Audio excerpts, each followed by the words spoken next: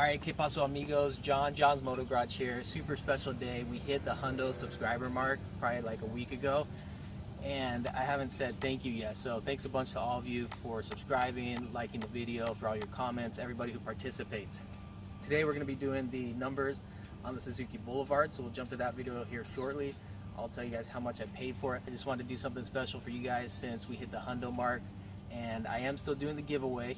So we will get that video posted soon. I'll go over details on how to enter to win the cash giveaway. But first, check this out. This is gonna be dope if I don't kill myself. We're gonna do a flip over the boulevard. You guys ready?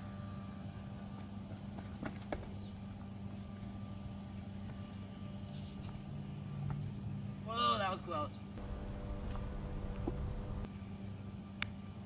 All right, this is a one and done.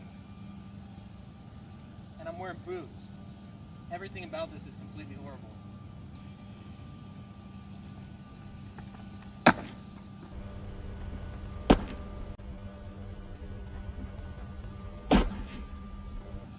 Oh, got like whiplash on that one.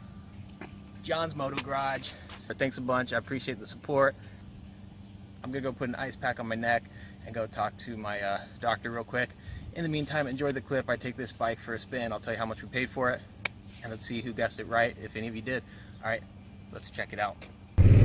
Hey, que paso amigos? John's Moto Garage. We're sitting on the 2013 Suzuki Boulevard 805cc. This is the C50T, the touring edition. Check out my last video where I picked up the motorcycle. Got it from a super cool dude who actually rides supermotos. He said he did one of the longest wheelies on the 60 here in Arizona and got busted by the 5.0. So he was a cool dude. Anyway, I'm gonna go zip this one around and let's talk boulevards. So this bike, like I mentioned in my last video, perfect for beginner entry-level motorcycles. And the thing I like about the Boulevard is it's fuel injected, which most bikes now are, but when I first started buying and selling bikes on the side, a lot of them were carbureted. And that's one reason why I don't buy a ton of like the V-Star 1100s and 650s anymore, and even the Shadow 750s, because they it was a while before they went to fuel injection on those. These bikes, I think as early as 2005 or 6, when they went from the Volusia to the Boulevard, is when they started making them fuel injected. They're a shaft drive, you've got the floorboards, heel toe shifter. It's really the full package, and you get a ton of bang for your buck on these motorcycles, and that's why I dig them.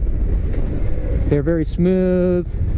This bike is not super awesome on the freeways. You can technically keep up with traffic, but it's not the most comfortable just because of the smaller engine. But it's got some get up and go for an 805cc cruiser. Shifts real smooth. This is a 2013 and it only has 2,200 miles.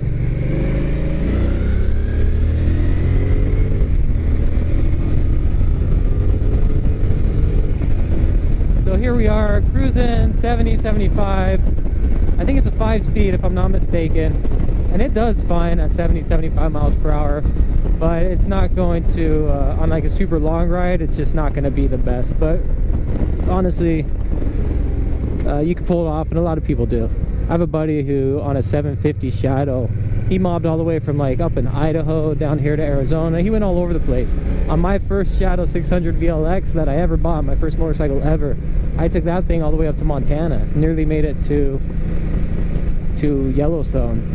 So you can do it, but it's just whether or not it's going to be the most comfortable ride, and it's all relative. Obviously, I've been on much bigger bikes, so compared to those, this thing doesn't feel quite as comfortable at those higher speeds. But if it's your first larger or semi-large bike, then you're probably not going to notice, and it's going to be a night and day difference compared to your smaller ones.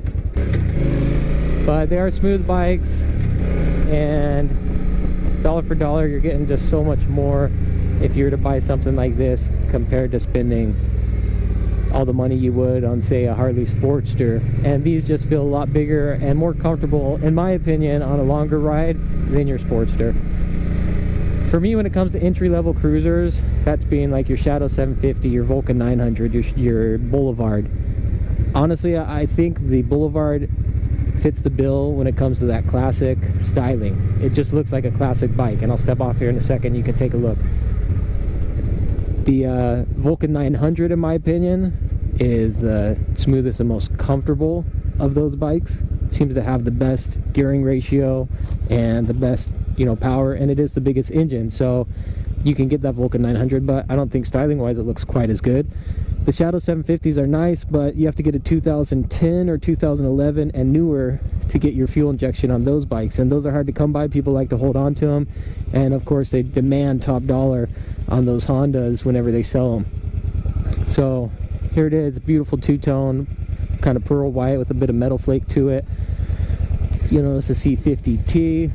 But one thing definitely about these metric cruisers and the Boulevard, yeah, it's right there as well, they don't feel as solid, in my opinion, as a lot of the Harleys, including the Sportster. So that's just my comparison on them. I'm going to take some photos of this bike real quick, but some cool things on this. You got the upgraded passenger backrest. Well, the C50T comes standard with these passenger backrests. Your saddlebags, not the best, they kind of warp in the sun, but if you keep it indoors and well kept, then it's not a big deal. You got the nice big windshield. It's just it's a nice, solid, clean bike. Now, yesterday, or whenever I posted my last video, I told you to guess how much I paid for this, a 2013 C50T.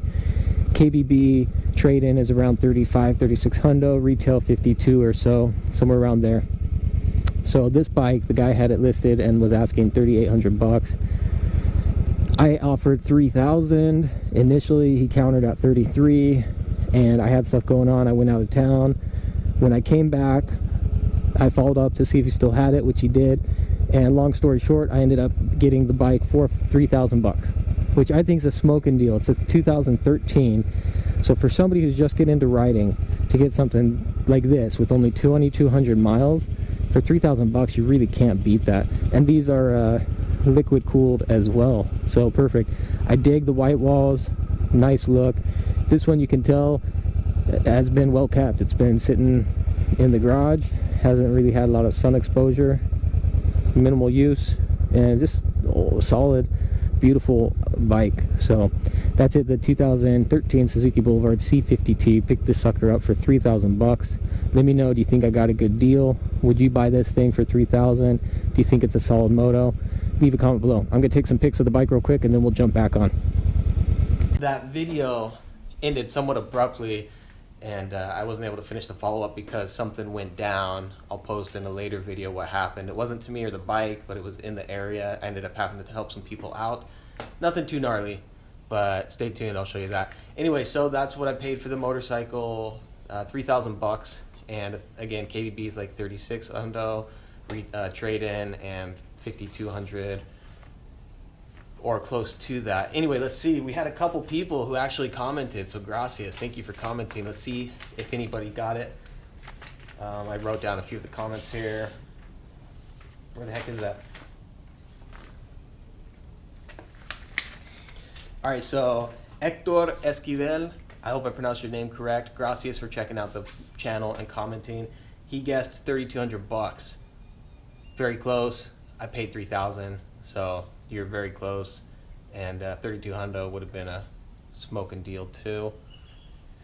Ovo J, heavy duty ramps. Dude, you weren't even listening, man. Ovo J. We're not talking ramps here. We're talking about how much the bike costs. But yeah, thank you. They are pretty heavy duty ramps, and those things I think I paid 350 bucks for on Craigslist. Enoch Homestead. Enoch guessed 2,900 bucks. Enoch, you're gonna be the dude lowballing me, but you were actually very close. It was 3,000, so spot on. Bikes, boats, bivacs, I've watched your videos. I know you say how to pronounce it, but I'm horrible with that. Becoming quite the editor. I don't know what you're talking about. I didn't edit anything.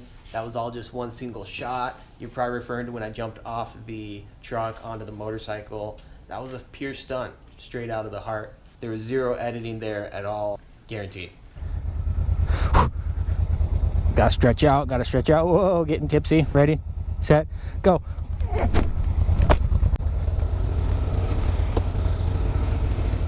Whoa! Oh my gosh, dude, that was gnarly. Just kidding. But yeah, gracias. So thanks you guys for checking the video, and that's what I paid for the bike. I picked it up for 3,000 bucks. So 3,000 bucks. how much? 3,000 bucks. Yep, 3,000 bucks. And honestly, I think it's a smoking deal, hands down. Remember that Harley XG 500 that I looked at? They were asking 3,000 bucks on that. 2015, 300 miles. Hands down, if I could only have one of those bikes and it was going to be my bike to ride, I would have to say I would pick the Suzuki Boulevard 805cc, because you're just getting way more bike for your money. Anyway, so for 3,000 bucks, you can get a lot of motorcycle, and this is a great one for getting into it. All right, you guys, as always, thanks for checking out the video, and thanks for those who participated and guess how much I paid. If you like that, I'll probably end up doing another one on a few of my other videos as well. We hit the big 100, so thanks a bunch. All right, you guys, we will hit you up on the next one. Nos vemos.